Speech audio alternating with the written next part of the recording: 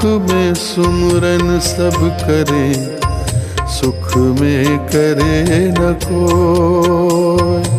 दुख में सुमरन सब करें, सुख में करे न कोई। जो सुख में सुमरन करे,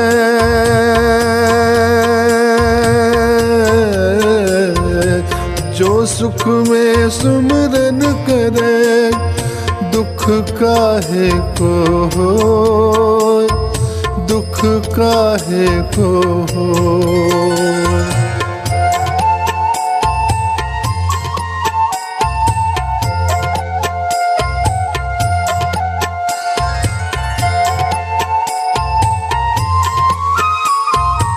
कल हम लोग रखे थे, वैसे तो हर समय श्रद्धा की अंजलि साहब के लिए है, सबके मन में है।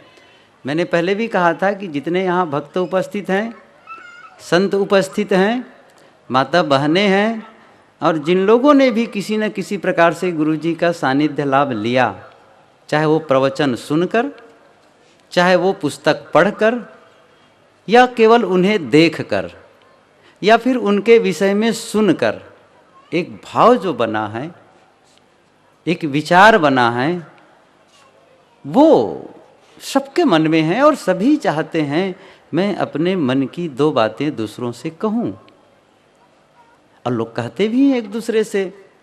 यहीं अंत्येष्टि का कार्यक्रम था, उस समय लोग आए थे, और जो भी कोई साधु नया ब्रह्मचारी भी गुरु जी के विषय में बोलने लग जाते थे कि ऐसे वैसे कहा कि कुछ भी बताते थे, वहीं चार लोग घेर के सुनने लगते थे। कोई भगत उनके लिए बताते थे, वहीं सुनने लग जाते थे। सबका कान तरस रहा था कि कुछ दो बातें गुरु जी के संबंध में सुने।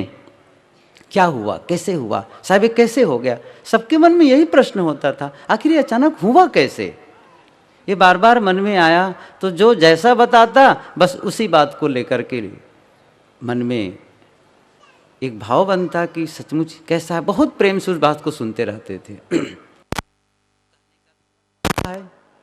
जो उनके साथ दिन बिताए हैं, जो उससे उनसे जो कुछ मिला है हमारे जीवन के परिवर्तन के लिए, जीवन सुधार के लिए, गुरु जी से मिलने के पहले हमारे जीवन की क्या स्थिति थी, और मिलने के बाद, उनके ज्ञान पाने के बाद हमारे जीवन में कौन सा परिवर्तन आया, हम अपने आप में कैसा महसूस करते हैं, ये सारा अनुभव सबके मन में है। और ऐसी स्थिति में वह एक दूसरे से अपने विचारों को बांटना चाहते हैं, लेकिन यह संभव भी नहीं है कि हम सबके विचारों को सुन सकें, सबकी बातों को सुन सकें। उनमें से कुछ लोगों के विचार सुनते हैं, और मैं समझता हूँ इन सब बातों को लेकर के एक मिला जुला रूप जो भी हम संतों से सुने हैं, भक्तों से, विद्वानों से सुने हैं, यही सब बातें थोड़ा बहुत बदल करके सबके मन में है। तो हम ये मानकर चलें, जो हम कहना चाहते हैं उसे संत गुरुजन कह दिए, जो हम कहना चाहते हैं, जो हमारे मन में है, वो भक्तों ने कह दिया, विद्वानों ने कह दिया है। ऐसा मान करके भी हमें संतोष करना पड़ेगा। फिर भी कुछ लोगों के विचार सुनना ही है। कबीर सद्विचार महामंडल नेपाल, जिला कार्यकारी समिति सुनहरी, ये भावपूर्ण संवेदना यहाँ पर प्रिंट करवा कर लाए हैं, उसे आप लोगों के सामने पढ़कर सुना रहे हैं वहाँ के सचिव श्री नारायण जी पंडित। नेपाल वासी का संतों ने एक कबीर सद्विचार महामंडल नेपाल नाम का दर्ता कराया, और उसी की तहत जनकपुर में बहुत बड़ा विश्व सम्मेलन का आयोजन भी किया गया था, जिसमें देश विदेश के संत लोग भी आए थे। और उसी कार्यक्रम के अनुसार हम लोगों ने एक भावपूर्ण श्रद्धांजलि संवेदना लेकर के आप लोगों के समक्ष आया हूं। कुछ नेपाली में भी लिखा गया है, कर्म एउटै धर्म एउटै छुट्टै बाटो रहेछ, एउटै बाटो रहेछ, सबै जना विनीत हुने एउटै माटो रहेछ, हरेक आत्मामा ढल्किएको रहने मोती बनिरहोस्। शब्द श्रद्धांजलि मिल्छ, अभिलाष साहेब सधैं सधैं ज्योति बनिरहोस्। ये हम लोग का नेपाली का भाषा है, नेपाल की। तत्व ध्यान ज्ञान वैराग्यवान कबीर पारक सिद्धांत का प्रखर महान प्रणेता भाव प्रभावशाली संत श्री अभिलाष साहेब जी, आपका जन्म उत्तर प्रदेश में ब्राह्मण परिवार, पिता श्री दुर्गा प्रसाद, माता श्री पूज्य जगरानी जी कोख से जन्म हुआ था। आपका कल्याण कला नाम राम सुमिरन था। ईस्वी संवत 1951 भेष प्रवीण होकर अचला कॉपी के साथ अभिलाष दास नाम दिया गया था। आपकी रचनाएं बीजक टीका, बीजक व्याख्या, बीजक प्रवचन, बीजक शिक्षा लगायत अनेक कृतियां है। लेकिन आप जैसे प्रभावशाली संत महापुरुष हमारे बीच न रहने से हमें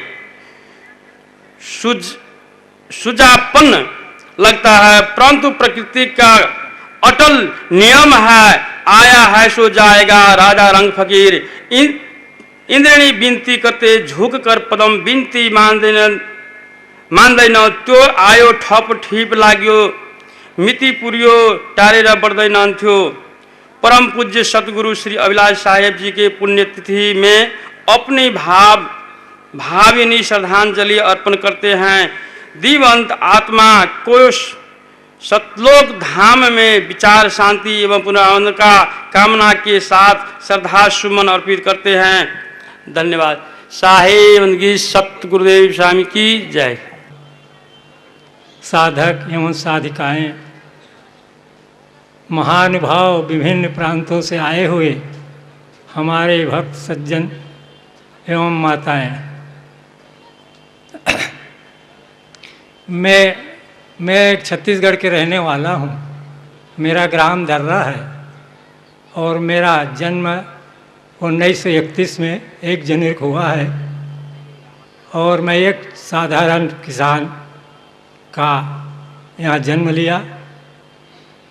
संयोग से मैंने सन 41 में अपने 4 कक्षा अध्ययन करके पास हुआ।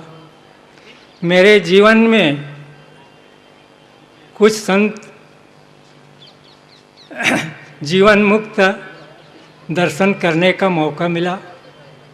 प्रथम सन 42 में पूजनीय संत श्री लाल साहेब जी बुरहानपुर आचार्य गद्दी के गुरु के दर्शन प्राप्त हुआ और शरणपाल साहेब जी भी थे और हमारे ग्राम में कम से कम 47 दिन रहे जमात सहित और उन्हीं के द्वारा मुझे वे साहेब पहले अपने गाते थे और हम लोगों को रोज़ गवाते थे।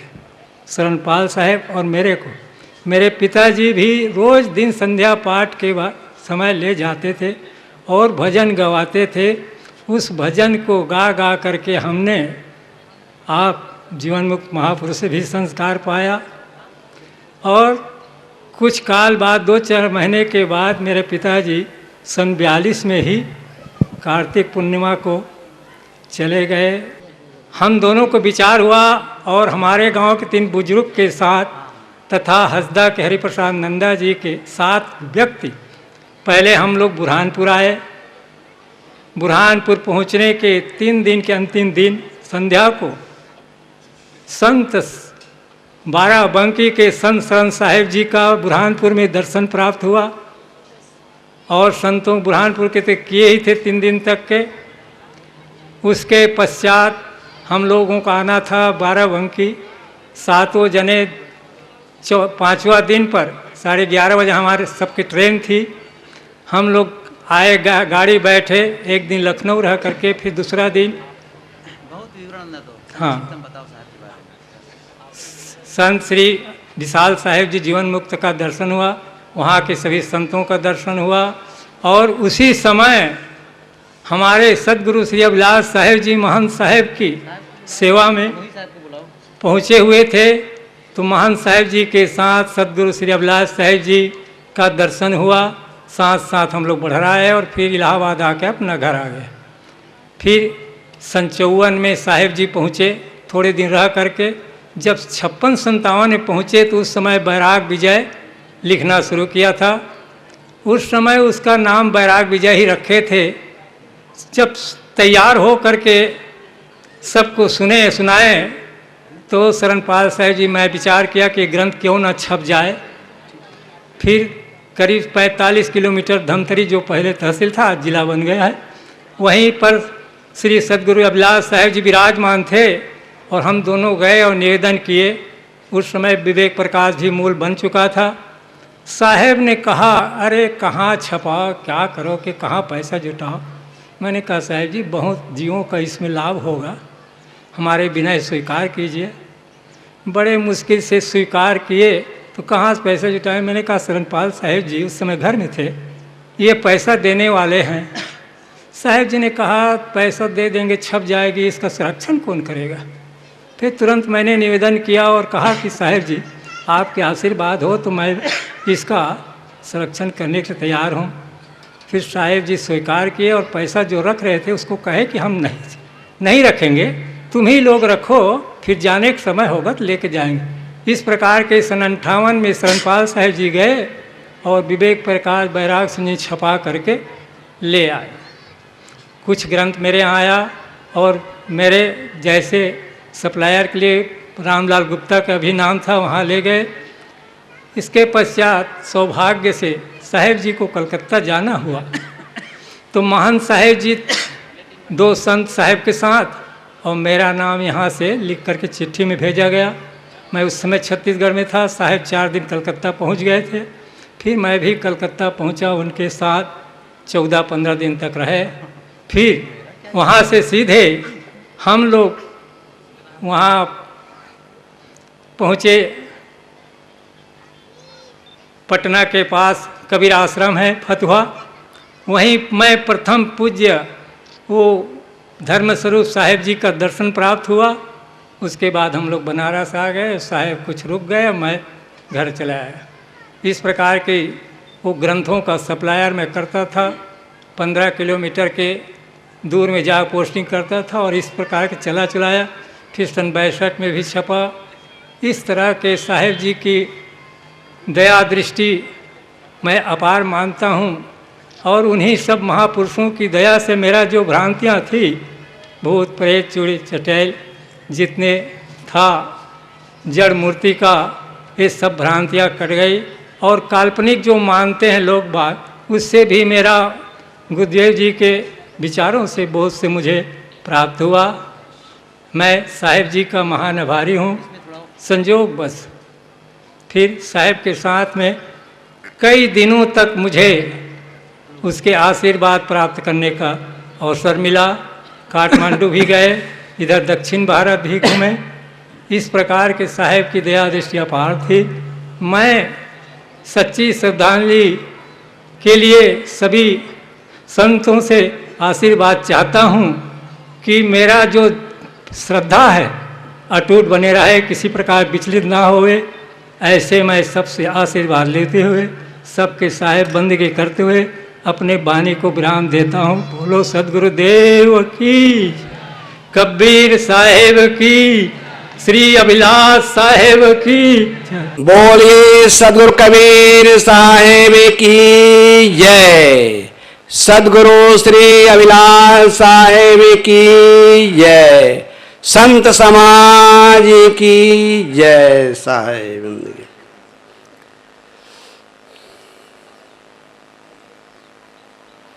अर्चनीय, वंदनीय, पूजनीय मुद मंगलमय संत समाज,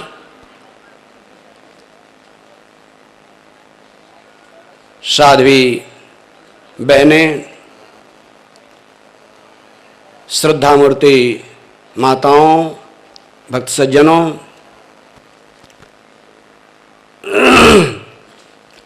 आज हम सदगुरु श्री अभिलाष साहब जी की श्रद्धांजलि के संबंध में अनेक सज्जनों के उनके संस्मरण श्रवण कर रहे थे। उनकी यादें कैसे कैसे सद्गुरु से उनका जुड़ाव था, लगाव था, स्नेह था, इसके बारे में अभी हम भक्त प्रवर कमल सिंह जी दर्रा वाले के विचार और लोगों के विचार श्रवण कर रहे थे। सद्गुरु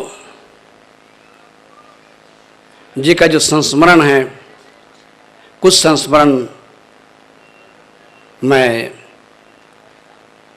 रखने का प्रयास कर रहा हूँ। सर्वप्रथम सन 1975 में मैं जब गृह त्याग करके संत समाज में आया, सन 75 का अंतिम था। 76 के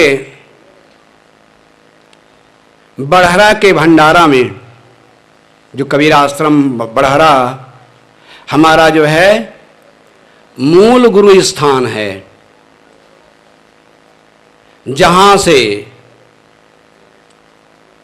सद्गुरु श्री अभिलाष साहब जी हम सब दीक्षित शिक्षित होकर के आगे बढ़े हैं।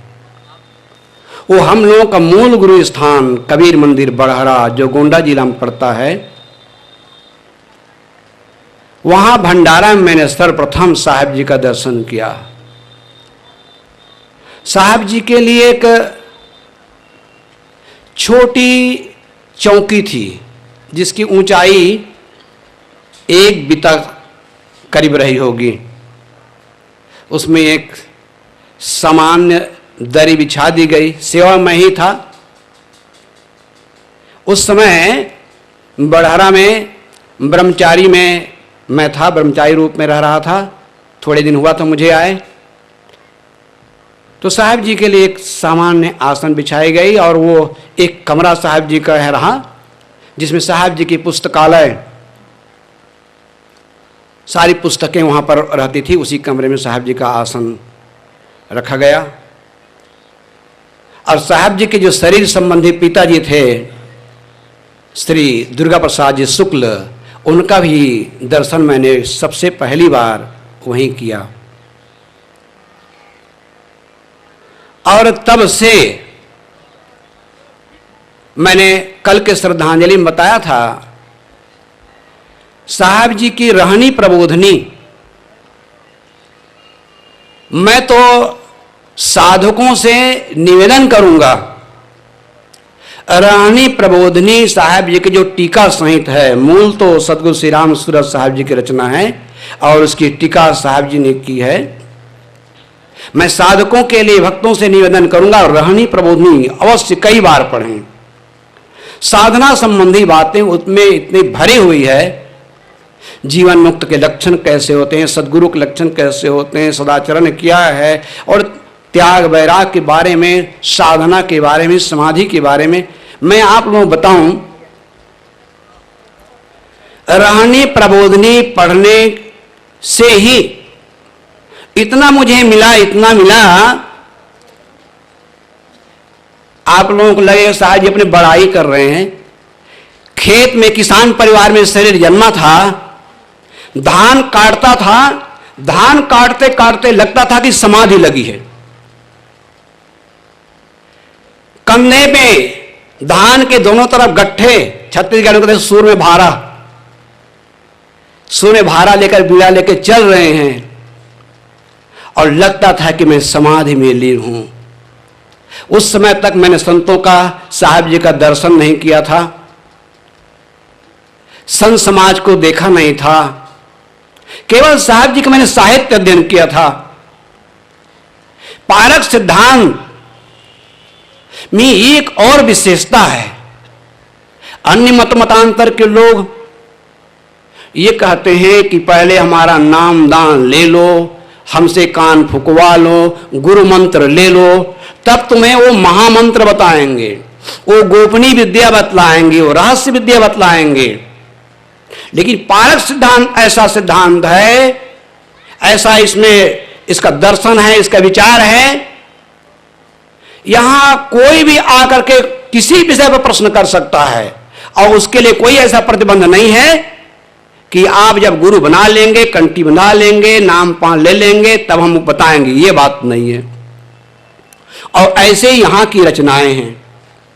रचना इस प्रकार से है कि उसको पढ़ो तो सारी चीज की जानकारी, संचित क्या है, क्रियमान कर्म क्या है, प्रारब्ध कर्म कैसे हैं और कैसे इन कर्मों का नाश होता है, वैराग की स्थिति क्या है, स्वरूप स्थिति क्या है, सदगुरु के लक्षण क्या है, इन सारी चीजों की जानकारी केवल सदग्रंथ अध्ययन से हो जाता है। मैंने 3 महीना साहब जी के पुस्तकें पढ़ी। इसी संदर्भ में एक संस्मरण और सुना दूं। सबसे पहले कबीरपंथी ग्रंथ का दर्शन हुआ मुझे दुबचेरा गांव में। श्री विमल साहब जी का जो जन्मभूमि है वो हमारे संबंधी में लगते थे। उनके यहाँ गया था, एक कमरे में आसन दे दिया, साहब तो वहां कहते ही हैं रिश्तेदार को भी, कहे साहब जी यहाँ ग्रंथ रखे हैं, कुछ पढ़ लीजिए, देख लीजिए। घर के लोग अपने काम में लगे थे।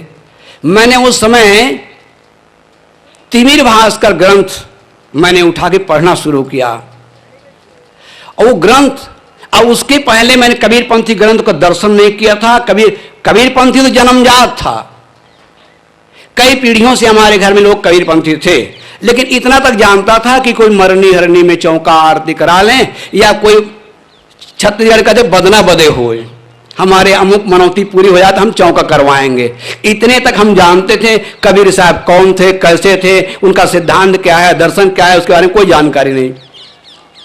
तो तिमिर भास्कर मैं उठाया। उसके पहले मैं रामायण का एक ऐसे पाठी था, जब घर में रहते रहते 8 कांड रामायण मेरा कंठस्थ था। गांव में रामायण का व्याख्याकार था, रामायण गीता, ये राम कृष्ण की उपासना पूजा यही सब करना। अब तिमिर भास्कर जब पढ़ना शुरू किया, इतना खंडन मंडन, अब जब सहन नहीं होता था उठा के धर देता था, पटक देता था। ये इतना निंदा किया है भगवान का, देवता का, ईश्वर का। अब पढ़ने तो बचपन से रुचि रही, और काम में चाहे मेरी ढिलाई हो, लेकिन पढ़ने में तो कुछ भी मैं पढ़ता था। अब मैं अकेले था, करता क्या, फिर उठाता उस पुस्तक को तिमिर भास्कर, फिर पढ़ता, फिर जब शान नहीं उठा फिर उठा पटकता उसको। ऐसे करते करते मैं 3-4 बार उसको उठाया धरा, लेकिन मेरे अंदर एक बिजली सी कौंध गई। पुराने संस्कार और नए संस्कार आपस में लड़ने लगे। लगता कि आखिर कहते तो सही है, लिखते तो सही है। एक पहली चिंगारी मुझे मिली दुबचेरा से, फिर रावणगुड़ा से मुझे साहब जी के ग्रंथ मिले, रहनी प्रबोधनी बोधसार और बीजक टीका, जो पहला संस्करण जो सन 69 में छपा था। ये तीनों ग्रंथ जो मैंने पढ़ा, 5 बार रहनी प्रबोधनी को आदि से अंत तक पलटा, मनोयोग पूर्वक पढ़ा, बीजक टीका को 3 बार पढ़ा, अब बोधसार को 4 बार पढ़ा, बोधसार सटीक। और इतने पढ़ने के बाद तो समझ लीजिए जन्म जन्म के जो संस्कार, देवी देवता, भूया भवानी, जंतर मंतर के जो संस्कार थे वो ऐसे उड़े। मैं आप लोग एक संस्मरण बताऊं अपना। मैं इसके पहले साहब जी ग्रंथ के पढ़ने के पहले ये जंतर मंतर टोना टोटका पर मैं इतना विश्वास करता था, हद से ज्यादा। मैं जंतर मंतर सीखने के 2 गुरु बनाया था। एक गुरु से सीखा अग्निबाण कैसे मारना है, धूर्बाण कैसे मारना है, मूठ कैसे मारना है, झाड़ना फूंकना कैसे, बुखार कैसे झाड़ना है। दूसरे बार में पता चला कि वो गुरु और ज्यादा प्रसिद्ध है, एक जगत राम केवट जो आए थे दूसरे गांव से, फिर उनसे मंत्र जंत्र सीखा। जब साहब जी के साहित्य जब मैंने पढ़ा तो गुरु महाराज से मैं लड़ पड़ा, जो मंत्र सिखाने वाले थे। मैंने कहा गुरु जी आपने बहुत मंत्र सिखाए हैं, लेकिन आज आप अपने बड़े से बड़े या छोटे छोटे कोई मंत्र प्रयोग करिए, मैं आज अभी तक मानता आ रहा था, आज जानना चाहता हूं आपके मंत्र में शक्ति है कि नहीं शक्ति है।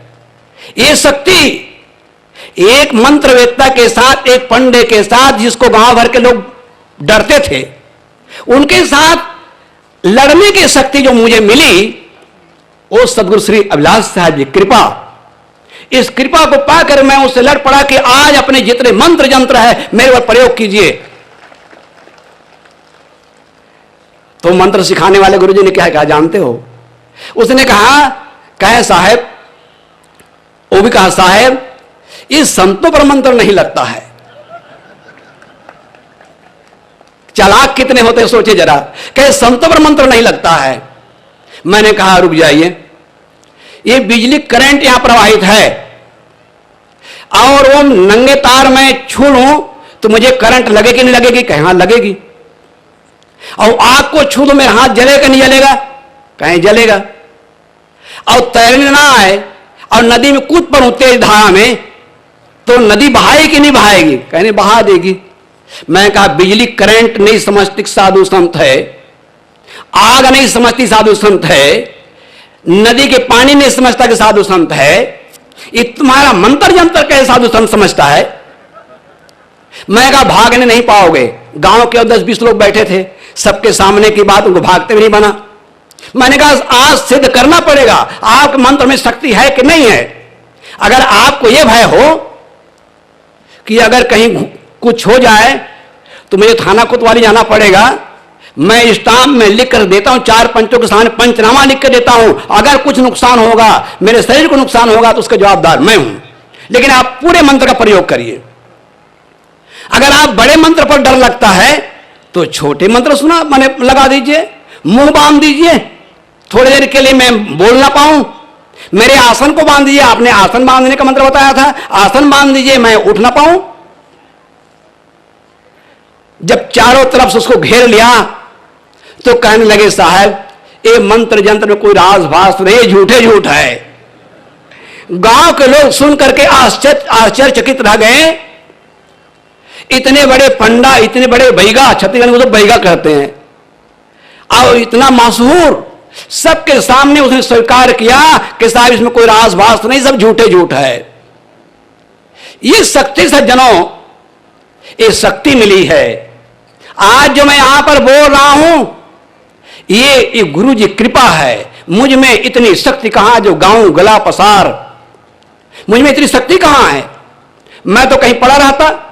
गुरु कृपा है, उनके इतनी उपकार है। आज मैं जो कुछ लिख पढ़ रहा हूं, जो कुछ भी बोल रहा हूं, मुझे जो कुछ आप लोग श्रेय दे रहे हैं, ये सब का श्रेय वो करुणा उर्णालय अनंत श्री विभूषित पूज्य गुरुदेव जी कृपा है, जो आपके सामने इस दास को 2 शब्द कहने के लिए जो मिल रहा है, ये सदगुरु की कृपा है। सदगुरु की महिमा अनंत, अनंत किया उपकार, लोचन अनंत उहारिया, अनंत दिखावन हार। ऐसे थे सदगुरु श्री अभिलाष साहब जी, उनकी व्यक्तित्व। एक बार साहब जी ने मुझे डांट लगाया, मैं डांट की भी संस्मरण सुनाता हूं। बड़हरा में रहा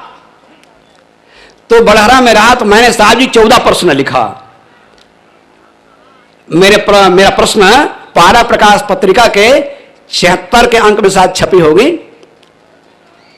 चतुर राम बड़हरा गुंडा, ब्रह्मचारी चतुर राम ब्रह्मचारी गुंडा के नाम से। मैंने साहब जी से कहा कि साहब जी ये खेती बाड़ी करने में जीव हिंसा होती है, जोतने गोड़ने में जीव हिंसा होती है, ये करने में जीव हिंसा होती है। साहब जी ने डांटा, कहे चल तुम कुदारी उठाओ, मैं कुदारी उठाता हूं, तुम 1 बीघा गोड़ो, मैं 2 बीघा गोड़ूंगा। साहब जी हमें कर्मठ बनाया। इस पर मुझे ये ताकत पा करके मैं पिपरिया आश्रम जब मैं गया छत्तीसगढ़ राजनांदगांव जिला में, वहां के साधु झाड़ू लगाने में हिंसा मानते थे, चौका लगाने में हिंसा मानते थे, चप्पल जूता पहनते नहीं थे। मैंने कहा ये आश्रम बनाना है तो आश्रम बनाने के लिए सब कुछ करना पड़ेगा, कर्मठ बनो, अकर्मण्यता छोड़ो, पुरुषार्थी बनो, पराक्रमी बनो। ये साहब जी जो है मुझे डांट ना पिलाए होते ना तो मैं जो है ऐसा नहीं कर सकता था। तो साहब जी से मैं लड़ता भी बहुत था, यही बताऊं मैं आप लोगों को, साहब से हम खूब लड़ाई करते थे, लेकिन हमारी लड़ाई होती थी श्रद्धा और प्रेम की। कई बार मैं, जब साहब जी कबीर दर्शन लिखे पहला संस्करण, साहब जी ने धर्मदास साहब को कबीर साहब समकालीन लिखा था, मैंने साहब जी बार बार टोकता रहा कि साहब जी ये मुझे नहीं जचता है। कई बार मैं कहा, एक बार प्रीतम नगर में मैं भंडार में था, गुरुजी ने बुलाया, कहे कि ये तुम बार बार कहते हो धर्मदास धर्मदास, तुम्हारे पास जितना रिकॉर्ड है लेके आओ। सब रिकॉर्ड ला के साहब को दे दिया। साहब जी ने कहा कि मेरे पास रहने दो, मैं पढ़ूंगा। 8 दिन के बाद साहब पुनः बुलाए मुझे भंडार घर से, कहे सनातन दास तुम्हारी रचनाएं मैंने देख ली, तुम्हारा शोध मैंने देखा, अब तुम्हारी बात सही है, ये बताओ कबीर दर्शन में कहां कहां शोधना पड़ेगा। ये साहब की विशालता है, हृदय की विशालता है। एक अदना सा दास से साहब कहते हैं कि कहां कहां शोधना पड़ेगा। मैंने बताया साहब यहां पर यहां पर यहां पर। साहब जी ने कहा इसको नया लिखना पड़ेगा। इस साहब की हृदय की विशालता है, जो हम जैसे अदना से लोगों को इतना श्रेय देते थे। मैंने कल बताया था, साहब जी कहीं लिख रहे हो, जरूरी काम में लगे हों, मेरे ऊपर इतनी कृपा थी साहब जी की, इतनी अनुकंपा थी, अपने काम छोड़ करके साहब मुझसे कुशल मंगल तो पूछते थे। कई घंटों हम लोग आपस में डिस्कशन करते रहते थे किसी किसी विषय पर।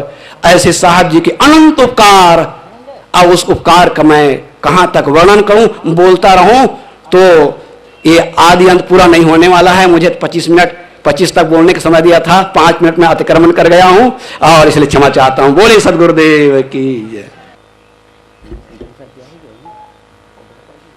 बोलिए सदगुरु कबीर साहिब की। जरा आप लोगों की आवाज में बुलंदता आनी चाहिए।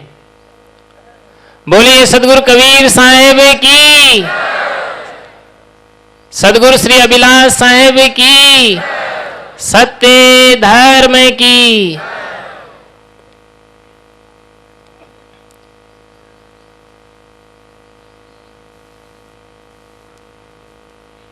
मानव समाज के पथ प्रदर्शक पूजनीय संत समाज,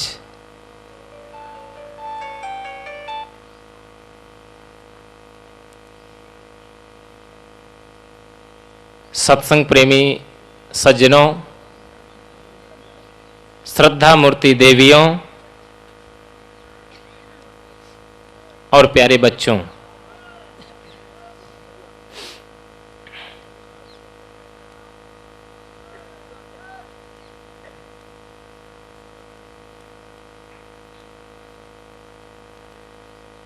सदगुरु श्री अभिलाष साहिब जी के स्वरूप लीन हो जाने के उपलक्ष्य में कल श्रद्धांजलि समारोह का कार्यक्रम आयोजित किया गया।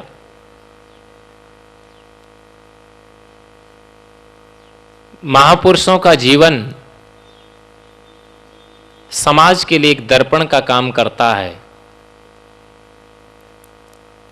जिस प्रकार से हर आदमी दर्पण के सामने जाकर के जब खड़ा होता है तो दर्पण कुछ बोलता नहीं है,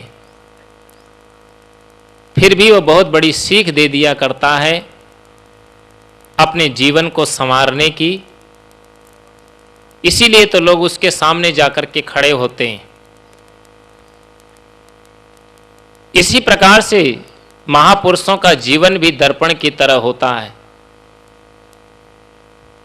उनके जीवन को देखकर, उनकी रहने को देखकर, उनके पवित्र विचारों को सुनकर हमारे जीवन में परिवर्तन आता है, पवित्र संस्कार आते हैं और पवित्र संस्कार ही हमारे जीवन की सबसे बड़ी पूंजी हुआ करती है और किसी किसी को लोग भुला दिया करते हैं। हम सबको भी चाहिए कि हमारा जीवन भी उस दर्पण की तरह होना चाहिए। चाहे आप परिवार में रहते हो, चाहे आप समाज में रहते हो, चाहे आप किसी राष्ट्र में रहते हो, आप कहीं भी रहें, लेकिन आपका जीवन दर्पण की तरह होना चाहिए। सदगुरु कबीर ने बहुत सुंदर बात कही थी कि आपका जीवन दर्पण तो हो, लेकिन उस दर्पण को भी आप साफ सुथरा बना करके रखें। जो मुख देखन को चाहिए तो दर्पण मांजत रहिए। हम अपने जीवन को मांजते रहें, अपने जीवन में साधना करें, स्वाध्याय करें, आत्मचिंतन करें, ताकि हमारा मन भी निर्मल हो सके। मनुष्य के जीवन में 3 शक्तियां होती है, तन, मन और वाणी। तन की पवित्रता, मन की पवित्रता और वाणी की निर्मलता, ये तीनों जीवन में बहुत आवश्यक हुआ करती है। तन को हम पवित्र करना चाहते हैं तो इस शरीर से हम सेवा करें, और सेवा के माध्यम से ही हमारा शरीर पावन हो सकता है। सेवा किसकी करनी चाहिए? सेवा प्राणी मात्र की करनी चाहिए। वैसे तो ऋषियों ने कहा मातृदेवो भव, पितृदेवो भव, आचार्य देवो भव और अतिथि देवो भव। ये 4 प्रकार के देवता हुआ करते हैं। और जितने भी प्राणी हैं, कबीर जेती आत्मा तेते शालिग्राम, जितने भी प्राणी हैं उन प्राणियों के प्रति हम सेवा का भाव रखें, क्योंकि सेवा से ही आदमी कुछ पाता है। आप गाय की सेवा करते हो तो दूध मिल जाता है, माता पिता की सेवा करते हो तो धन संपत्ति मिल जाती है, संत और गुरुजनों की सेवा करते हो तो सद्ज्ञान, सदाचार, पवित्र जीवन जीने की सीख मिल जाती है। और अगर कुछ भी नहीं कर पाते हो तो अंतिम में तो इस शरीर 2 मुट्ठी राख में बदल ही जाना है। इस शरीर को बहुत सजाने से, बहुत ओढ़ाने से, बहुत पहनाने से इस शरीर की महानता नहीं हुआ करती। इस शरीर की महानता कब है? जब हम इस शरीर के द्वारा हम सेवा करें। इसीलिए तो सदगुरु ने कहा था कि तन मन धन से कीजिए निस दिन पर उपकार, यही सार नर देह में वाद विवाद विसार। तन हो से, मन से, धन से जहां तक हो सके हमें परोपकार का काम करना चाहिए, भलाई का काम करना चाहिए। और जो आदमी परोपकार का काम करता है, भलाई का काम करता है, वही तो व्यक्ति महान हुआ करता है। वैसे संसार में 3 प्रकार के लोग होते हैं, ध्यान दीजिएगा। एक होता है इंसान, दूसरा होता है शैतान और तीसरा होता है भगवान। इंसान वह है जो बांट करके खाता है, शैतान वह है जो लूट करके खाता है, और भगवान वह है जो अपना भी दूसरों को खिला देता है।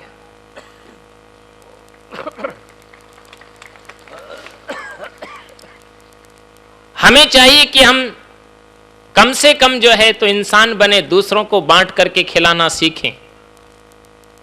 और हर आदमी के अंदर में पवित्र भावना होनी चाहिए कि हम दूसरों के लिए भी कुछ करें। अपने लिए तो सभी जिया करते हैं, एक पक्षी भी अपने लिए जीता है, एक कीड़े मकोड़े भी अपना पेट भर लिया करते हैं, अपने जितने जानवर हैं, जंतु हैं, वो भी अपने बच्चों का, अपने परिवार का भरण पोषण कर लिया करते हैं। लेकिन ये अपने लिए जीना हुआ, अपने लिए तो सभी जिया करते हैं, लेकिन मनुष्य वह है जो अपनों के साथ साथ में दूसरों के लिए भी जीता हो, दूसरों की भलाई का काम भी करता हो। और वास्तविक जो दूसरों के लिए जीता है वही तो समाज में न रहने के बाद भी जीवंत रहा करता है। इसलिए हमें चाहिए कि हम दूसरों की भलाई का काम भी करें। तो तन से हमें सेवा करनी चाहिए। धन है अगर हमारे पास में तो हमें धन का भी सदुपयोग करना चाहिए, उसे भी पुण्य में लगाना चाहिए। धन कमाना चाहिए, पुरुषार्थ करना चाहिए। पुरुषार्थ करने से आदमी के पास अर्थ एकत्रित होता है। लेकिन उसमें भी 3 बातें याद रखनी चाहिए अर्थ कमाने में भी। सत्यता, ईमानदारी और संतोष। ये 3 बातें अगर आपके जीवन में हैं तो आप भौतिक जीवन में भी सुखी जीवन जी पाएंगी। और जब अर्थ आपके पास हो तो उस अर्थ से आदमी को परमार्थ करना चाहिए। परमार्थ नहीं करते हैं लोग, क्या करते हैं, उसे अनर्थ करते हैं अर्थ पा करके। तो अर्थ का जो है तो हमें परमार्थ में भी लगाना चाहिए। लेकिन संसार में प्राणी भी जो है तो 4 प्रकार के होते हैं, ध्यान दीजिएगा। एक होता है उदार, दूसरा होता है दानी, तीसरा होता है कंजूस और चौथा होता है मक्खी चूस। ये 4 प्रकार के लोग पाए जाते हैं। उदारस्य वित्तम तृणम, जो उदार व्यक्ति होता है वह स्वयं न खा करके भी वो दूसरों को खिलाने पर तत्पर रहता है। दानी वह है जो स्वयं भी खाता है और साथ साथ में दूसरों को भी खिलाता है। तीसरा होता है कंजूस, जो स्वयं खाता है किंतु दूसरों को नहीं खिलाता है। लेकिन चौथा होता है मक्खी चूस, जो स्वयं भी नहीं खाता है और दूसरों को भी नहीं खिलाता है। आखिरी में संपत्ति को बटोर बटोर के धरता चला जाता है और एक दिन दुनिया से खाली हाथ उसको चले ही जाना पड़ता है। उसको कहते हैं मक्खी चूस। तो आदमी को मक्खी चूस भी नहीं बनना चाहिए, ये भी आप बात याद रखेंगे। एक बार की घटना मुझे याद आई कि 3 महिलाएं एक जगह एकत्रित होती है। तो एक महिला कहती है कि हमारे पति जो है बड़े कंजूस हैं। बोला तुम्हारे पति की क्या विशेषता है? बोला हमारे पति की विशेषता आप सुनोगी तो दंग रह जाओगी। बोला कैसे? बोला हमारे पति से मैंने कहा कि घर में जो है कमरा बहुत सुंदर है लेकिन इसमें फैन नहीं है, पंखा नहीं है, तो कम से कम इसमें फैन लगाना चाहिए। तो पति ने लाकर के फैन लगवाया और जैसे ही फैन लगाया तो मैंने उनसे कहा कि भाई, पति ने जैसे फैन लगाया तो मैंने जैसे ही बटन दबाया तो पंखा बहुत तेज गति से घूमने लगा। तो उसने कहा कि अगर इतनी तेजी से फैन चलाओगी तो बिजली का बिल ज्यादा आ जाएगा और घर का भट्टा बैठ जाएगा, इसलिए पंखा ऐसे ही नहीं चलाना चाहिए। तो बोला कैसे चलाना चाहिए?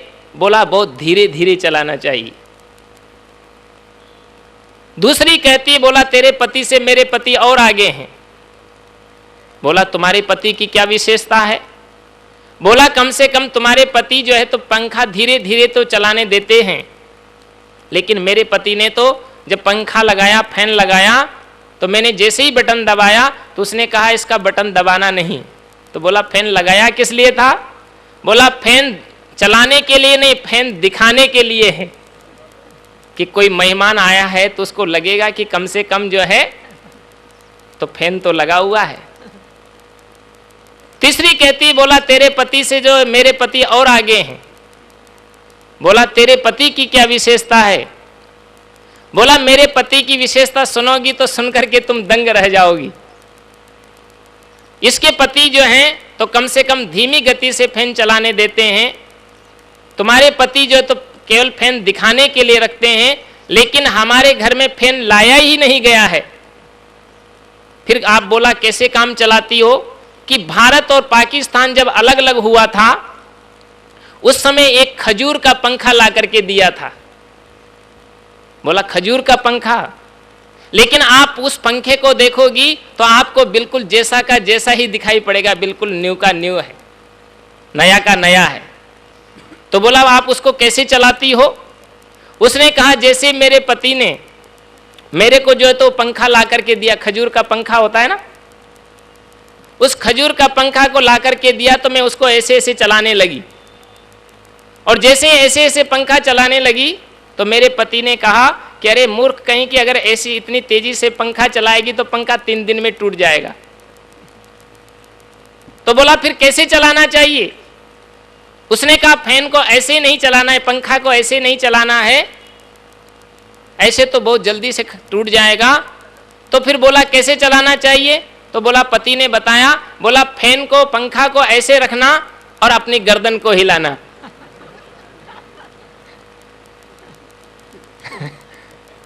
तो हवा भी लग जाएगी और पंखा भी बिल्कुल सुरक्षित रहेगा। ऐसे भी लोग हुआ करते हैं। लेकिन बंधुओं ये बात याद रखें, जिंदगी में आदमी की जो संपत्ति है, आखिर वह संपत्ति आएगी किस काम में? मैं अभी इस साल नेपाल में था, काठमांडू में गया, मेरा 1.5 माह का कार्यक्रम था वहाँ। तो बाजार में मैंने देखा कि जो है तो हम लोग टहलने के लिए गए थे, तो वहाँ पंजाब से एक सज्जन आए थे, अपने एक छोटा सा बच्चा भी उनके साथ में था। उस बच्चे को लेकर के जो है तो बाजार में घुमा रहे थे, और जैसे ही बाजार में जो है तो घुमाने के लिए वो ले गया, तो चलते चलते उसने क्या देखा कि रास्ते में एक ठेले में केले बिक रहे थे, केले। वो बच्चा जो है तो केले को देख करके ललचा गया, उसका मन ललचा गया। बच्चा क्या, बुढ़ों का मन ललचा जाता है खाने की चीज देख करके, युवाओं का मन ललचा जाता, तो बच्चे का मन ललचा जाए तो कौन बड़ी बात है। वो अपने पापा से कहता है, बोला पापा मुझे केला चाहिए, केला। लेकिन उसका जो पापा था बहुत कंजूस प्रवृत्ति का था, अनुदार था। उसने सोचा कि ये जेब खाली कराएगा। उसने कहा कि बेटा अरे केला यहाँ नेपाल में कहाँ मिलता है? केला तो पंजाब में मिलता है, केला तो भारत में मिलता है, यहाँ नेपाल में कहाँ केला मिलता है? तो बोला पापा ये क्या है? बोला बेटा केला नहीं है तो केली है, केली। उसने, बच्चा तो बेचारा समझ जाता है, भोला हृदय का होता है। थोड़ा आगे बढ़ते हैं, जब आगे बढ़ते तो दूसरे ठेले के ऊपर संतरा बिक रहे थे, तो बच्चे का मन फिर ललचा गया। उसने कहा मुझे संतरा चाहिए, संतरा। उसने सोचा कि नहीं मानेगा, मेरी जेब जरूर खाली कराएगा। उसने कहा कि बेटा रे संतरा तो पंजाब में मिलती है, संतरा तो भारत में मिलती है, यहाँ नेपाल में कहाँ संतरा मिलती है? ये तो संतरी है, संतरी। जब आप बच्चे का मन का कभी नहीं करते हैं तो धीरे धीरे बच्चे भी आपका साथ छोड़ दिया करते हैं। वो आगे चला जाता है, बच्चा बहुत दूर रह जाता है। जब बच्चा दूर रह जाता है तो घूम करके जब उसके पिता ने देखा तो पुत्र जो है तो बहुत पीछे रह गया है। तो आवाज लगाता है कि बोला बेटा पापा के साथ आ जाओ, पापा के साथ आ जाओ। तो बच्चा कहता है कि पापा तो पंजाब में रह गया, पापा तो भारत में रह गया। तो बोला मैं कौन हूं? बोला तू पापी है, पापी। वास्तविक जो अपने बच्चों को भी नहीं खिला सकते हैं, अपने भी अच्छा नहीं खा सकते हैं, दूसरों को भी कुछ नहीं दे सकते हैं, तो आखिर में वो अपना क्या कर सकते हैं? वो समाज की भलाई का काम क्या कर सकते हैं? इसीलिए सदगुरु कबीर का बहुत प्यारा सूत्र है कि खाए पकाए लुटाए ले, कर ले अपना काम, चलती बेरिया रे नरा, संग न चले छदाम। मनुष्य को सबसे बड़ी बात है कि खाना भी अच्छा चाहिए। सदगुरु कबीर ने सबसे पहली बात कही खाने के लिए। हेलो सर, बस जो अपने वास्तविक है, जो अच्छा खाएं, अच्छा पिएं, अच्छा जिएं और अपने जीवन को आप स्वस्थ बना करके रहेंगे, तब जाकर के आपका जीवन भी अच्छा होगा। इसलिए मैंने अपनी बात को शुरू किया था कि हर आदमी को अपने तन को, मन को और अपनी वाणी को पवित्र कर ले, और यही शुभकामना, यही शुभकामना। श्रोता बंधुओं, श्रद्धा मूर्ति देवी, हमें अपने जीवन में क्या करना है, क्या पाना है?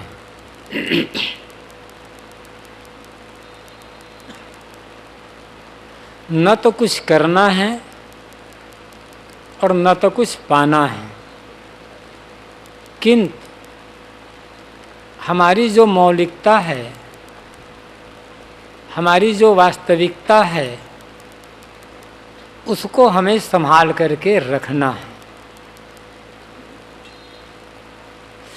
अपनी मौलिकता और वास्तविकता को जब हम भूल जाते हैं, तब पाने की भावना होती है और हम भटकते चले जाते हैं।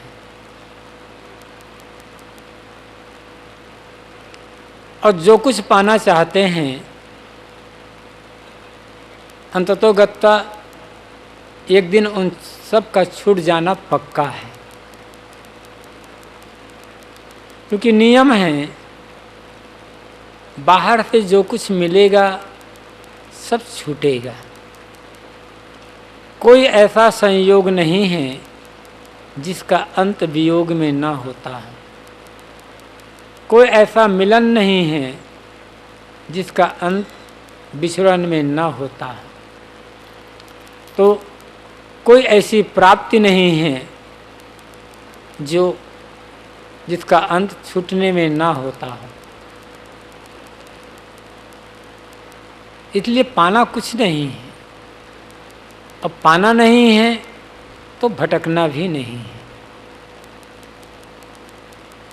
अपनी मौलिकता को, वास्तविकता को समझना है और उसी को ही बरकरार रखना है। सदगुरु कबीर बीजक साखी प्रकरण की पहली साखी में कहते हैं, जहिया जन्म मुक्ता हता तहिया हता न कोय, छठी तुम्हारी हों जगह तू कहाँ चला बिगोय। जब तुम्हारा जन्म हुआ था तब तुम मुक्त थे, तुम्हारे पास कोई बंधन नहीं था। पूर्व जन्मों के जो संस्कार थे वे अलग बात है, लेकिन आदमी जब पैदा होता है तो मुक्त हो करके पैदा होता है। अभी जो बच्चा पैदा हुआ है उसके जीवन में कौन सा दोष है, कौन दुर्गुण है, कौन दुर्व्यसन है, कौन दुराचार है। न बीड़ी पीता, न तंबाकू खाता, न गांजा पीता, न भांग खाता, न शराब पीता, न मांस मदिरा खाता पीता, न चोरी डकैती व्यभिचार के बारे में जानता है, न हिंसा हत्या जानता है, न झूठ छल कपट जानता है, न धोखाधड़ी है। जो कुछ हमारे जीवन में बंधन और दुख के कारण बनते हैं, पैदा होने वाले बच्चे के जीवन में वो सब कुछ नहीं होता है, एकदम साफ पाक। सारे दोष दुर्गुण दुराचार तो हम बड़े होने के साथ साथ सीखते चले जाते हैं। छोटा बच्चा तो भगवत रूप होता है। बुद्धिमान होते गए, समझदार होते गए, बीड़ी सिगरेट गांजा भांग खाना पीना सब सीखते चले गए। जितनी हमारी बुद्धि होती गई, समझ बढ़ती गई, उतना ही घूस लेना, भ्रष्टाचार करना, दुराचार करना सीखते चले गए। क्या ये नासमझ बच्चा करता है सब? बच्चा नासमझ है। कौन सा ऐब उसके जीवन में है? हम लोग समझदार का अपने को कहते हैं। कितने ऐब हमारे जीवन में हैं? कोई ऐब नहीं है। बच्चा तो मुक्त होकर के पैदा हुआ है, एकदम शुद्ध साफ पाक। हमें अपने ही उस मौलिकता को, जैसे हमारा जन्म हुआ तो जीवन में कोई दोष नहीं था, कोई दुर्गुण नहीं था, दुराचार नहीं था, कोई विकार नहीं था, वैसे ही हम निर्दोष निर्मल निर्विकार होकर के जीवन जिए तो कौन सी बाधा है? छोटे बच्चे के मन में कोई लोभ नहीं, लालच नहीं, काम नहीं, क्रोध नहीं, अहंकार नहीं, कौन सा है? मुक्त हो करके बच्चा पैदा होता है। सारे बंधन तो हम समझदार होते जाते हैं उतना बनाते चले जाते हैं। हमारे जीवन में जितने दुख हैं, जो पीड़ा है, बंधन है, तनाव है, हमारी समझदारी का परिणाम है। तो ऐसे समझदार से ना समझ रहना अच्छा है ना। ये समझदारी किस काम की? करना कुछ नहीं है। ये अलग बात है, मैंने कहा था कि बच्चा अपने संस्कार लेकर के पैदा होता है, लेकिन अभी आज वर्तमान में तो कोई कुटेव नहीं है। जैसी संगत मिलती है, जैसी सीख मिलती है, जैसा वातावरण मिलता है, वैसे ही वह अच्छा बुरा सीखता चला जाता है। पूर्व के जो संस्कार हैं, यदि उन संस्कारों को वर्तमान के वातावरण का सहयोग न मिले तो संस्कार होते हुए भी हमारे जीवन को बनने बिगड़ने में विशेष कारण नहीं हो सकते। उत्तम बीज है, लेकिन उस उत्तम बीज को वैसा ही खेत ना मिले, वैसा जलवायु ना मिले, वातावरण ना मिले, और वो उत्तम बीज बंजर भूमि में डाल दिया जाए तो क्या अंकुरित होगा? उसमें से फसल तैयार होगी, पेड़ पौधा तैयार होगा? लेकिन साधारण सा बीज है, अच्छी भूमिका मिल गई, अच्छा वातावरण मिल गया, अच्छा खेत मिल गया, उसमें फसल होगी, अनेक दाने उसमें उत्पन्न होंगे। संस्कार है, उसका अपना एक अलग महत्व है। वर्तमान में संस्कार को कैसा सहयोग मिल रहा है? हर आदमी अपने अपने संस्कार लेकर के पैदा होते हैं। जैसी सीख मिलती है, संगत मिलती है, वैसे वो बढ़ जाता है। इस संदर्भ में एक बात और ख्याल हो गया, आया, निवेदन कर दूं। लोक भाषा है, आदमी खाली हाथ पैदा होता है और खाली हाथ दुनिया से विदा हो जाता है। न कुछ लेकर के आता है, न कुछ लेकर के जाता है। लेकिन एक हकीकत यह भी है, दुनिया में कोई भी आदमी खाली हाथ पैदा नहीं होता है। और दुनिया से जाने वालों में लाखों करोड़ों में कोई एक होता है जो यहाँ से खाली हाथ जाता है, बाकी सब गठरी बांध बांध करके जाते हैं।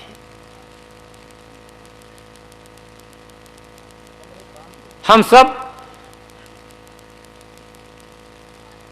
अपनी अपनी पूंजी, अपनी अपनी गठरी लेकर के पैदा हुए हैं, खाली हाथ कहाँ पैदा हुए हैं।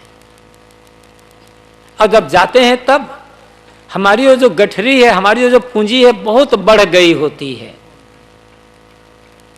आप कह सकते हैं हमने तो देखा नहीं ऐसा, किसी को गठरी बांध करके पैदा होते और गठरी बांध करके जाते। जिसे देखा है खाली हाथ पैदा होते देखा है, खाली हाथ जाते देखा है। खाली हाथ पैदा होता है आदमी, ये दुनिया की दृष्टि से कोई चीज लेकर पैदा नहीं होता, भौतिक पदार्थ लेकर पैदा नहीं होता, और दुनिया की कोई चीज लेकर के यहां से जाता नहीं है। लेकिन हर बच्चा जो पैदा हुआ है अपने संस्कारों की पूंजी लेकर के पैदा हुआ है, वासनाओं की, कर्मों की पूंजी लेकर के पैदा हुआ है। यदि हमारे पास पूर्व जन्म के संस्कार, पूर्व जन्म की वासना, पूर्व जन्म के कर्म ना होते, हम मुक्त हो गए होते। पैदा क्यों होते? हम पैदा हुए हैं, हमारा शरीर पैदा हुआ है, यह पहचान है कि हम कर्मों की गठरी लेकर के पैदा हुए हैं। खाली हाथ कहां कोई पैदा हुआ है?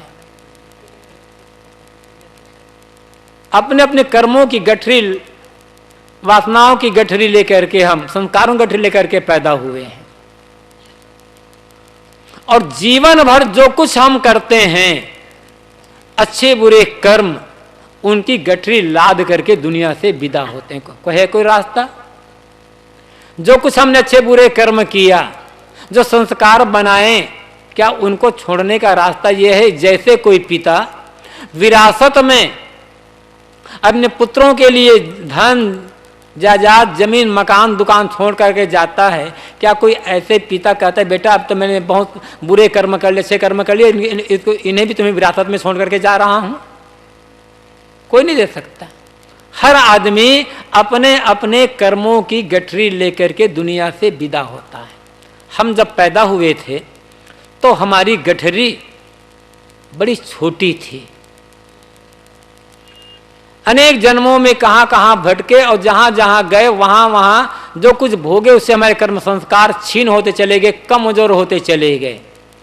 और मानव जीवन में आकर के जो कर्म भूमिका है, यहां कर्म बनाते गए बनाते गए बनाते गए और गठरी इतनी भारी हो गई कि अब उठाना भी मुश्किल, लेकिन उठाना तो पड़ेगा ही, कोई से बटाएगा हाथ नहीं।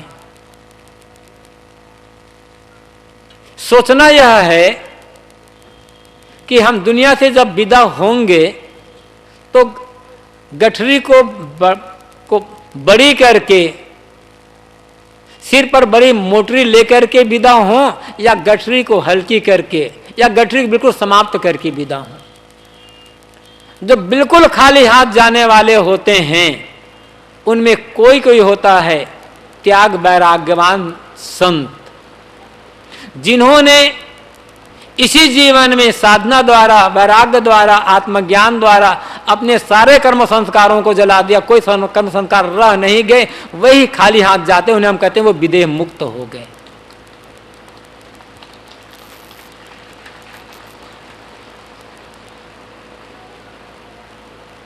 और बाकी तो छोटी बड़ी गठरी लेकर के जाते हैं।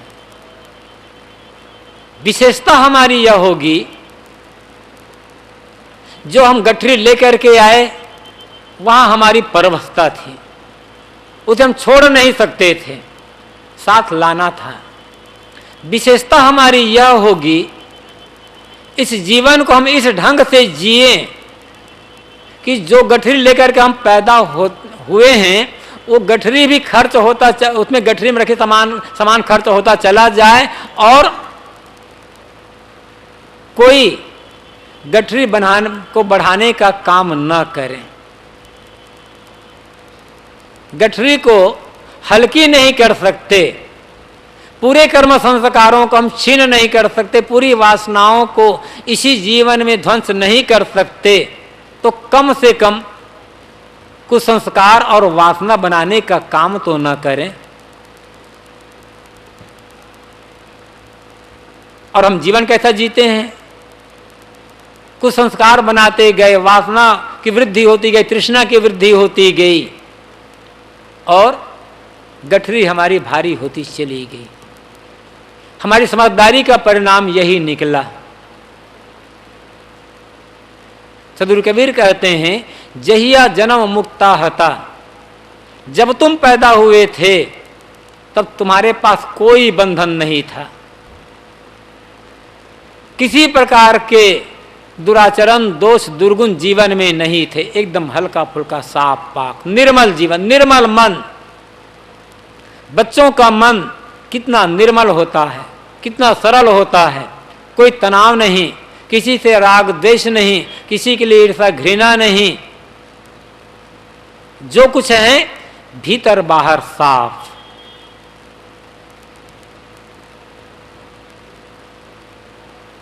हम कहते बच्चा ना समझ, और बड़े हो गए तो समझदार। देखा होगा आप लोगों ने, आप लोगों का अनुभव है कि जब कई बार छोटे बच्चे आपस में खेलते हैं तो खेलते खेलते उन बच्चों में झगड़ा हो जाता है और मारपीट भी हो जाती है। और जब झगड़ा हुआ, मारपीट हुई, बच्चे रोते रोते घर चले गए। उसकी माँ ने, उसके पिता ने पूछा क्यों रो रहे हो? तो बच्चा कहता है अमुक ने मुझे मार दिया। दूसरे बच्चे ने कहा अमुक ने मुझे मार दिया। अब दोनों बच्चों ने कहा अमुक ने मुझे मारा, अमुक ने मुझे मारा। उनके माता पिता को गुस्सा आ गया, अच्छा उन्होंने मेरे बच्चे को मारा। दोनों की माँ घर से बाहर निकल गई, दोनों लड़ने लग गए। अब बच्चे वहीं आकर दोनों फिर खेलने लगे। समझदार कौन है और नासमझ कौन है? जो बच्चे लड़े वे फिर लड़ने बाद वही खेलने लग गए, और जिनके माता पिता को पता नहीं, आपस में आकर के लड़ने लग गए। समझदारी यही है क्या? तो समझदार बच्चा है या समझदार उसके माता पिता हैं? बच्चों का हृदय एकदम निर्मल, साफ, पाक, सब भूल जाने वाला। अभी एक क्षण पहले क्या किया बच्चे को याद नहीं है। और हम लोग इतनी मजबूत गांठ बांध लेते हैं मन में, इतनी पकड़ बना लेते हैं कि वर्षों वर्षों की पुरानी बातें याद कर करके दुखी होते रहते हैं। किसी ने 2 दिन पहले, 4 दिन पहले, 2 महीना पहले, 4 दिन पहले या 2 साल, 4 साल पहले हमारे लिए प्रतिकूल टिप्पणी कर दी थी, हमारी निंदा कर दी थी, हमारा नुकसान कर दिया था, हमारा अपमान कर दिया था, हमें गाली दे दी थी। अब 4 साल बाद भी उस बात को अकेले में याद कर कर हम दुखी होते हैं। उन्होंने मुझे ऐसा कहा था, उन्होंने मेरा अपमान किया था, उन्होंने मेरा काम बनाया था। यही समझदारी है। एक बार एक सज्जन मिले, साल लोग ऐसे कहा करते हैं, साहब क्या करें, हमारी याददाश्त कमजोर है, जो पढ़ते हैं सुनते हैं याद नहीं रह पाता है। याद क्यों नहीं रहता? क्योंकि उसे आपने महत्व नहीं दिया। जिसे हम और आप महत्व देंगे वो बात कभी भूलती नहीं है, बराबर मन में याद हुआ करती है। एक बार सज्जन मिले, चर्चा चली, तो उन्होंने कहा साहब अमुक आदमी ने मुझे 3-4 साल पहले ऐसी बात कह दी थी कि आज उसे याद कर करके मेरा मन जलता है, क्रोध से भर जाता है, एकदम मैं दुखी हो जाता। उसे कहा गया 3-4 साल पहले बात कही थी ना। और वो कहने वाला हो सकता है वो बात को भूल गया हो। याद कर करके आप दुखी क्यों हो रहे? कितनी समझदारी है, कितनी पकड़ है, याददाश्त कितनी मजबूत है। 3 साल 4 साल की बात है, उसे भी याद है, और 3 साल तक नहीं, 3 जन्म तक नहीं भूलने के लिए प्रतिज्ञा है। कितनी याददाश्त मजबूत है।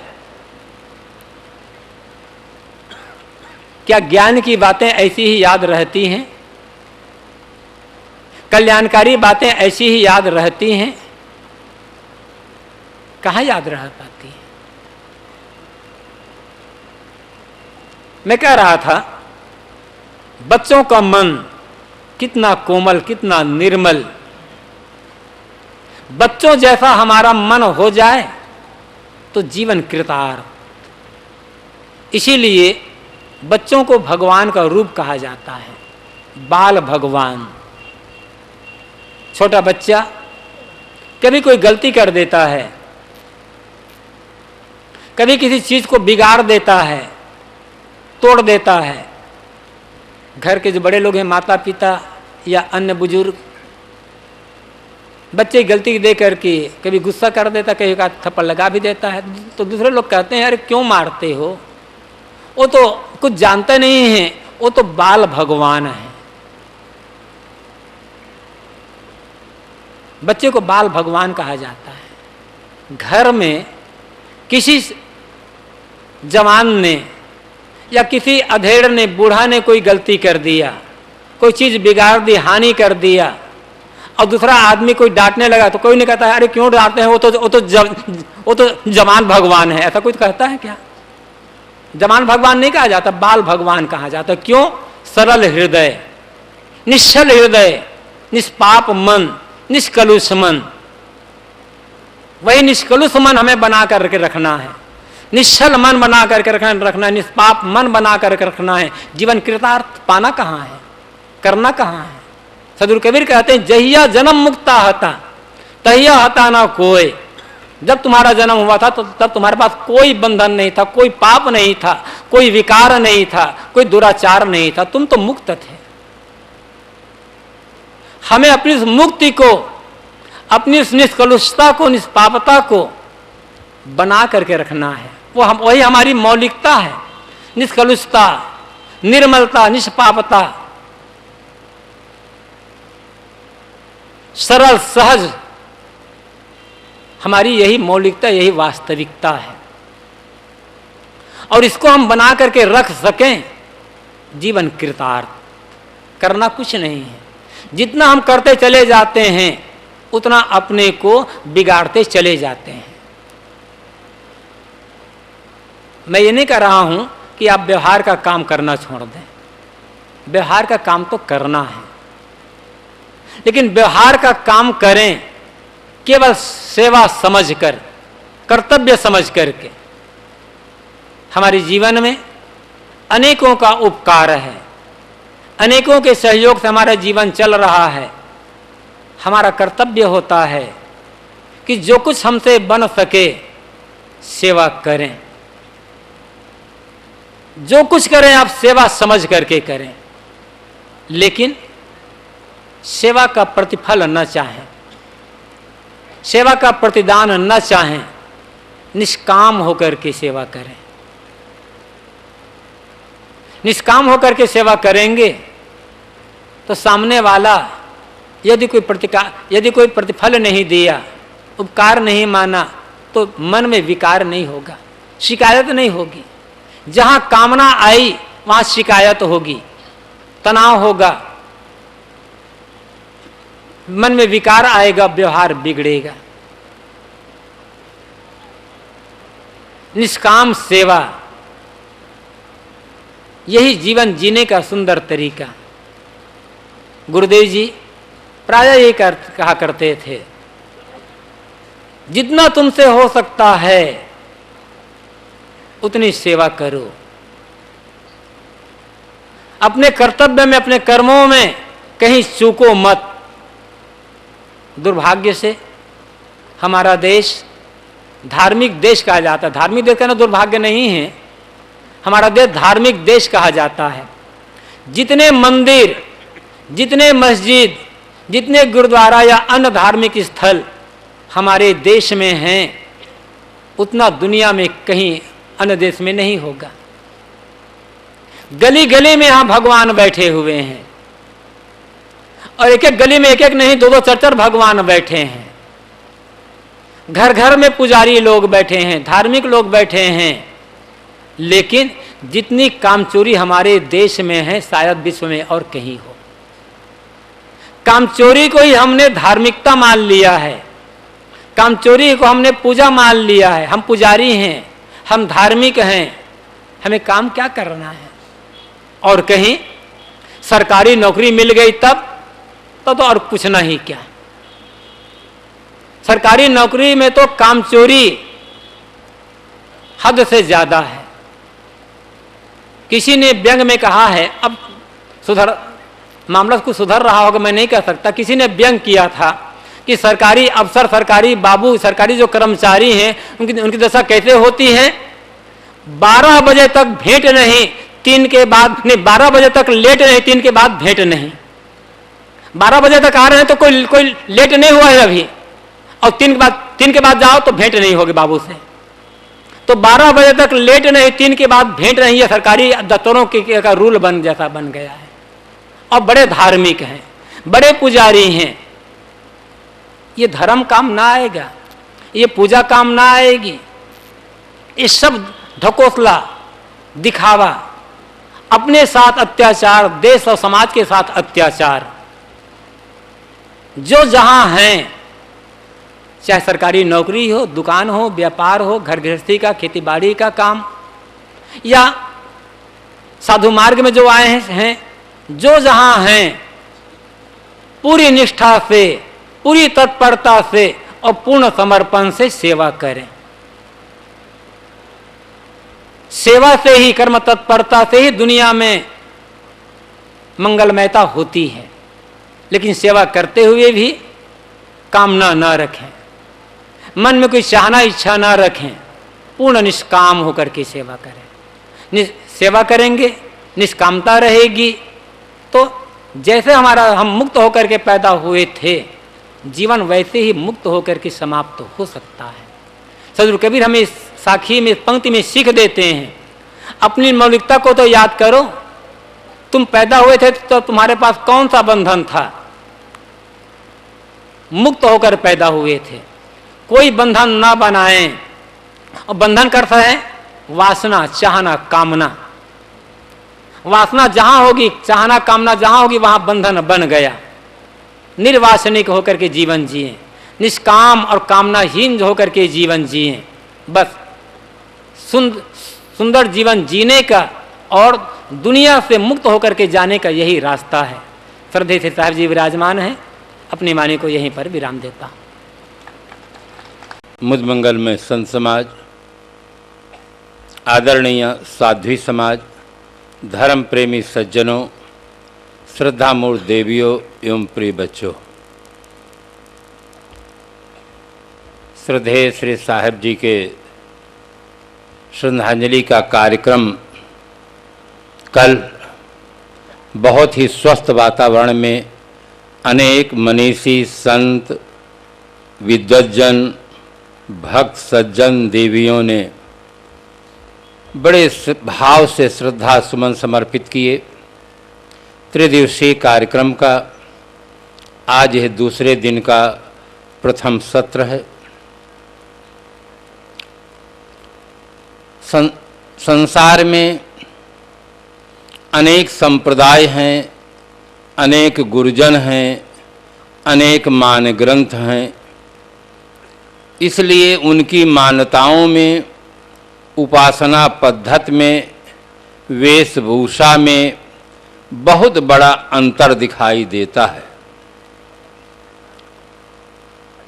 संप्रदाय अनेक होते हैं, मान ग्रंथ अनेक होते हैं, किंतु सत्य एक होता है। सत्य सनातन होता है, सार्वभौम होता है, सार्वदेशिक होता है, सार्वकालिक होता है। सत्य से ही सबका कल्याण होता है।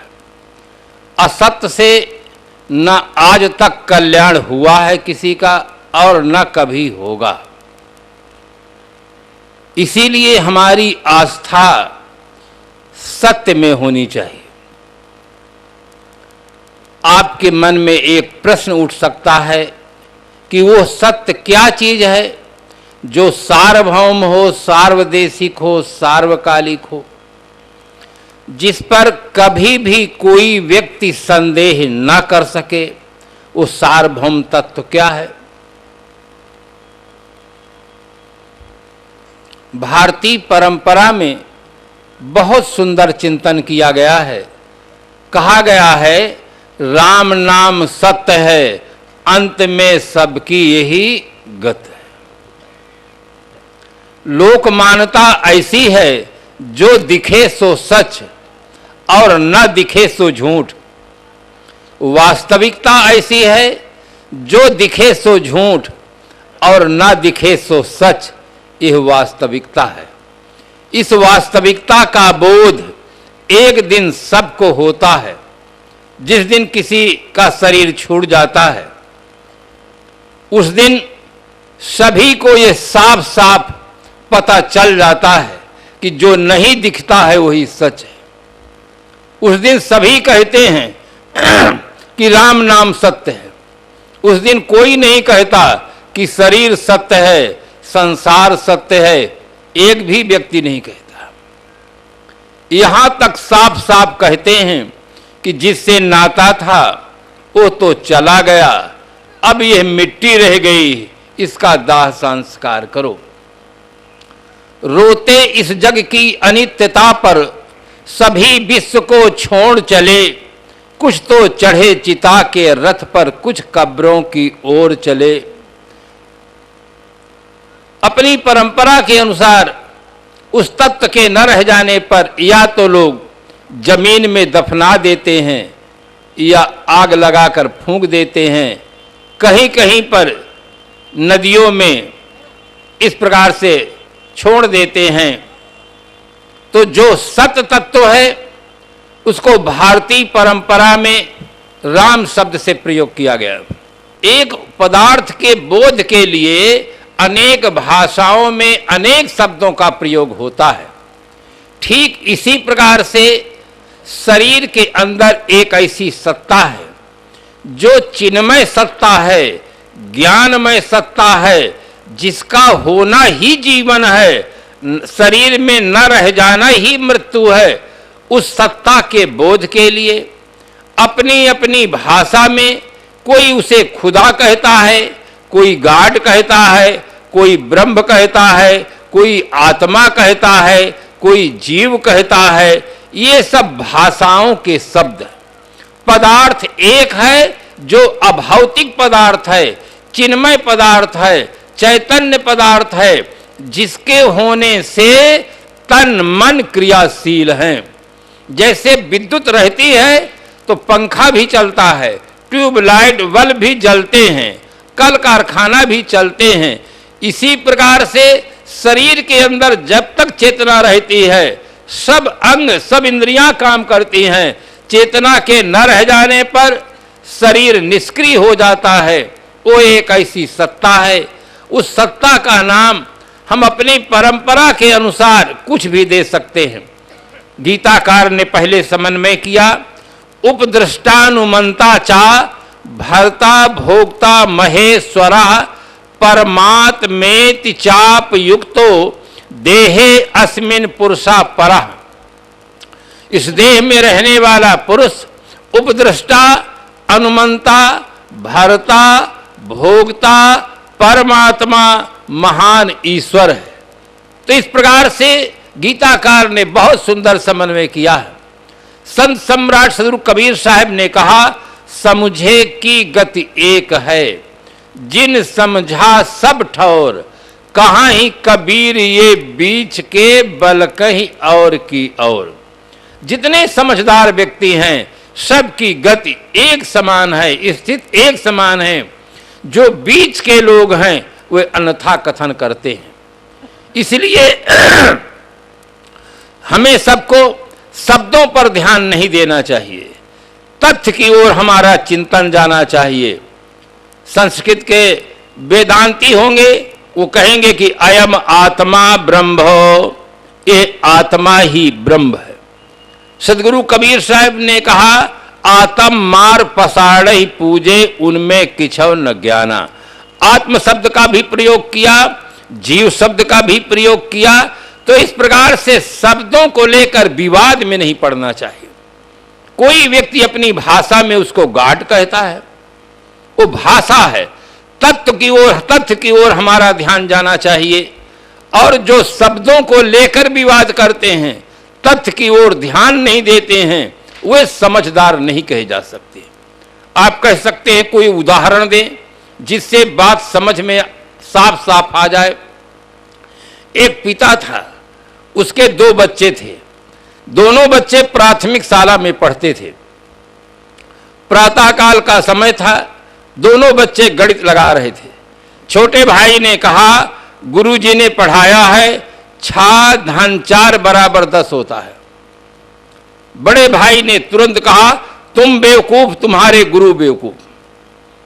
हमारे गुरुजी ने पढ़ाया है 8 धन 2 बराबर 10 होता है। दोनों भाई बहस में उतर गए। छोटे भाई ने कहा कि आप अपने गुरुजी की बात माने, हम अपने गुरुजी की बात माने। बड़े भाई ने कहा, तुम्हारे पास इतनी भी अकल नहीं है कि सहायक अध्यापक बड़ा होता कि प्रधानाचार्य बड़ा होता है। अरे हमारे गुरु प्रधानाचार्य है, तुम्हारे गुरु सहायक अध्यापक है। 8 धन 2 बराबर 10 होता है। दोनों भाई बहस में उतर गए। पिताजी अंदर से सुन रहे थे, बाहर निकले और उन्होंने कहा, बेटा क्यों बहस करते हो? छोटे भाई के स्वाभिमान को धक्का लग गया था, भीतर से दुखी था। उसने कहा, देखो पिताजी, बड़े भाई साहब का दुस्साहस हमारे गुरुजी को बेवकूफ बताते हैं। जबकि हमारे गुरुजी ने पढ़ाया है 6 धन 4 बराबर 10 होता है। तो हम अपने गुरु की बात माने कि इनकी गुरु की बात माने? तुरंत बड़े भाई ने तर्क दिया कि पिताजी इसके पास इतनी भी समझ नहीं है कि प्रधानाध्यापक श्रेष्ठ होता है। ये अपने गुरु की रट लगाए, हमारी गुरु की बात सुनते ही नहीं कि 8 धन 2 बराबर 10 होता है। दोनों की बातों को सुन करके पिताजी मुस्कुराते हुए कहा, बेटा न तुम बेवकूफ न तुम्हारे गुरु बेवकूफ, बेवकूफ तो मैं हूं जो 2 बेवकूफों को पैदा किया हूं। अगर मैं बेवकूफ नहीं होता तो तुम 2 बेवकूफों का जन्म ही नहीं होता।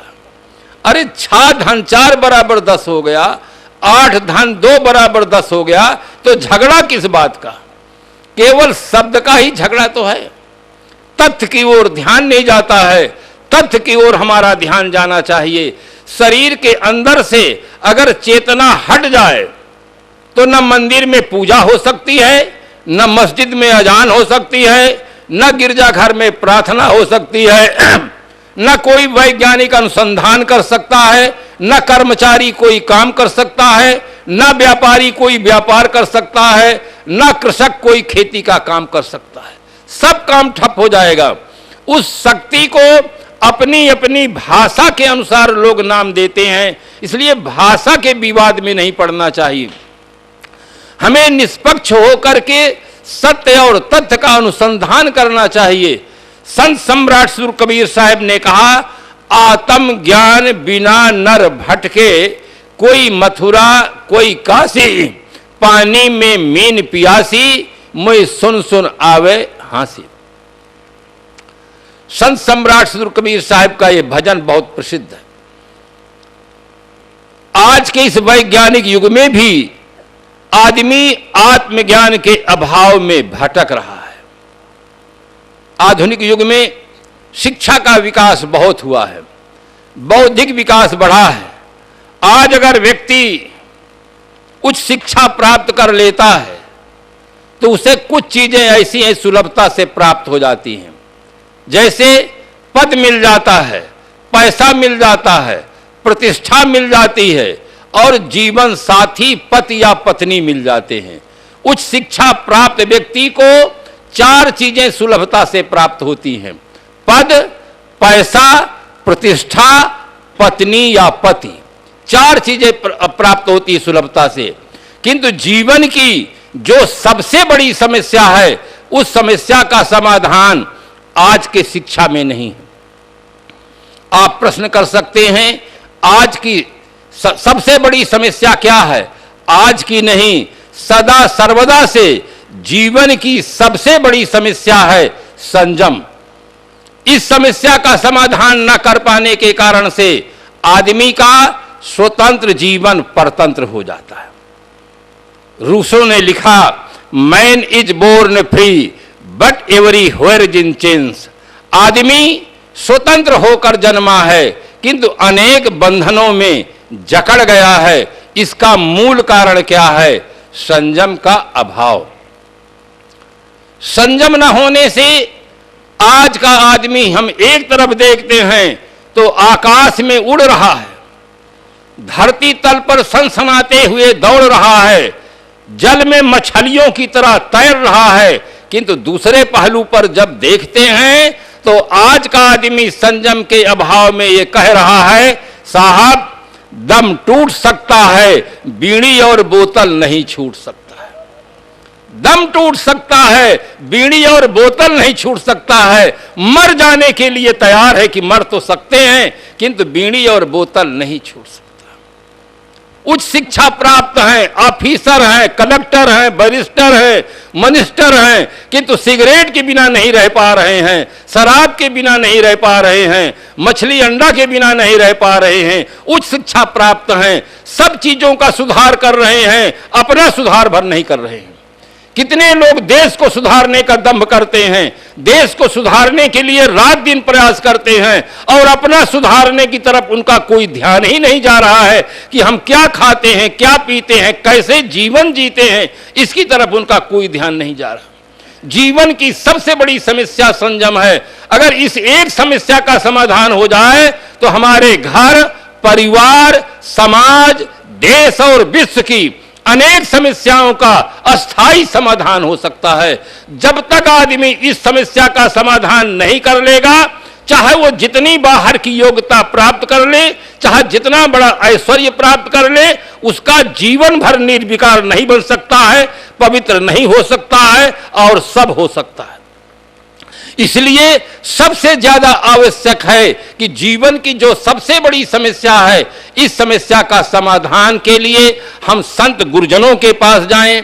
सदगुरु कबीर साहब ने बहुत बल देकर के समग्र मानव जात के लिए एक संदेश दिया कि संगत कीजिए साधु की। सबसे पहले हम अपने संग में परिवर्तन करें, साहित्य में परिवर्तन करें, वातावरण में परिवर्तन करें। मास्टर बनने के लिए मास्टर की संगत अनिवार्य है, डॉक्टर बनने के लिए डॉक्टर की संगत अनिवार्य है, वकील बनने के लिए वकील की संगत अनिवार्य है, नेता बनने के लिए नेता की संगत अनिवार्य है। ठीक इसी प्रकार से अच्छा इंसान बनने के लिए एक अच्छे इंसान की संगत भी अनिवार्य है।